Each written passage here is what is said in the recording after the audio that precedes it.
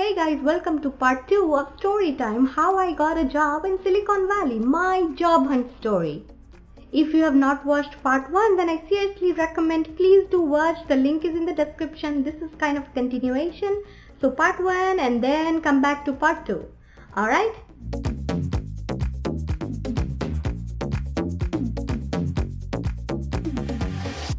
I was panicking so much because 5 minutes have passed and the recruiter has not called me. I'm like, I don't know. This was the only chance I had. I don't have any other interview call. What else I'm gonna do now?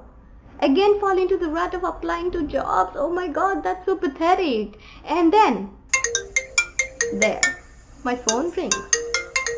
I see the location is from California. I'm like, okay, this is it. So I pick up. Hello, this is Anima. Hey Anima, this is Jennifer. How are you doing today? Oh great, how are you? Awesome, so shall we start with the interview? Oh sure, go ahead. Please. I said please, but I was like, no please, I don't want to do the interview. Give me the job. Please. Alright, why don't you tell me a little bit about yourself and then I can explain you the job position and then we can go from there. And I'm like, okay, sure, let me tell you, I'm doing my master's in electrical engineering with a focus on embedded systems and then blah and blah and blah, because I had really prepared a lot about what I need to say. I had points listed down on paper, so I knew what to speak. So I spoke on and on about myself, what I did, my achievements, projects, everything. No false information though, Usul and others, remember? And then I talked to a technical lead of their team who asked like so many technical questions. Oh my god. But I answered most of technical questions and some of them I did not know. So I asked, okay, I don't know the answer. Can you explain what exactly you're looking for? You know, that kind of conversation. And then the phone interview was done. Finally, Jennifer told me that, okay, we'll be contacting you in a few days to tell the result. Anyways, okay, bye. That's that.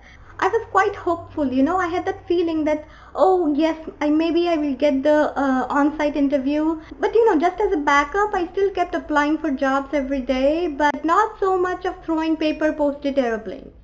So after a couple of follow-up emails, I got a response from Jennifer that, okay, they want to call me for on-site interview. I'm like, yes, this is my chance to rise and shine. I will go and show them that I'm the best candidate they can ever have for this job and I will do all I can. So I did all I can. I studied day and night, prepared everything I could, interview questions, practiced code algorithms, trick coding questions, all of that on the internet. I did so much research. Okay. Then I flew to California the day before, went to the hotel I was supposed to stay that night. I just went to sleep because I was not feeling hungry because of all the anxiety. But when I went to sleep, I was not getting sleep also. So what do? So I watched the Friends marathon on TV. And I was just watching Friends, at least, you know, get my mind over the anxiety and of the fear of the interview and, you know, the nervousness. I just wanted to, you know, take my mind off it. And I don't believe in last minute studying because it like confuses me so much. So I just watched Friends. And somewhere along the line I kind of passed out. I think the TV was running, and when I woke up in the morning, which was about 6 a.m., the TV was still running and playing some infomercials. When I woke up in the morning, my stomach was rumbling and making like weird noises, you know. I was hungry because I did not eat for like 16 hours? And I was really hungry. So I got dressed up and went downstairs to the hotel lobby, to the cafeteria, had my breakfast.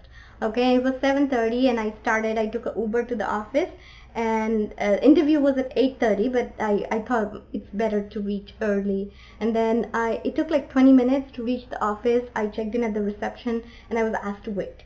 So I'm waiting and waiting, and then I suddenly realized I had to pee immediately. But how do I ask? It's gross. So I controlled my best. Just then Jennifer walked in and she ushered me into the campus, into the meeting room where my interview was going to take place. She asked if I wanted something, but I did not want to ask her where the restroom is or whatever. So I just waited, you know, just polite and trying to put my best impression and best smile and all those things. I just imagined that if I waited controlled long enough, my kidneys will recycle the fluids. You know, I know gross, but oh well, you gotta do what you gotta do. Then somewhere around 8:30-ish. I think 8:30-ish because I forgot my watch, and then there was no clock or anything in the meeting room, so I'm just guessing around 8:30-ish. The manager walked in, who is like the hiring manager for the job position. He walked in and then introducing, and then oh my god, ho ho ho. This was the most difficult part. Technical questions, blow after blow after one after another, no time to breathe. It was just pounding technical questions, all sorts of questions. I did my best with explanations, diagrams, flowcharts, code algorithms, everything in my bucket. All whatever I had learned, everything, I just tried to explain my best. And this went on for 6 more people, so there were like total 7 people who took my interview that day. A lot of technical leads, a lot of managers and other people. So by the time the interview got over at 4:30 or 4 o'clock, it was totally exhausting. Oh, just so you know, we had a lunch break where I did not actually eat much. I was taken for lunch by another manager, and he kept asking me questions, not technical, but just like, why do you want to join this industry? Why do you like our company? How did you get interested in this field? Those sort of questions. And while answering, I did not get to eat much because it looks weird if you have food in your mouth. So, yeah. And I also went to the restroom during the lunchtime. So, hush, Nirmal Anand. So then after the interview, I said thank you to everybody, walked out and went to the airport because I had cashed a flight back home. I reached home by 11 p.m. or something like that, and then passed out again. Okay, so that's that. The next day I woke up, I sent an email to Jennifer saying thank you, it was great meeting the team and everybody. I'm waiting for a response, kind of, customary email. And then I did not get any reply from Jennifer or anybody for like a couple of days. Then a few more days passed by and I was not getting any response, but I still was very hopeful. So I was not applying for any more jobs. So I was kind of just waiting. I was pinning my hopes on this one, and then because I really expected that I did quite well. Okay, I had that feeling and I felt that the technical people were quite impressed, their reactions and everything was quite encouraging. Okay, so I was kind of pinning my hopes on this one. But then the exams were coming closer, so I kind of spent more time studying and not thinking so much about it. Then after a week, I kind of started applying for a few jobs, 1 and 2 here and there. Not that much because exams were very near and we had to study.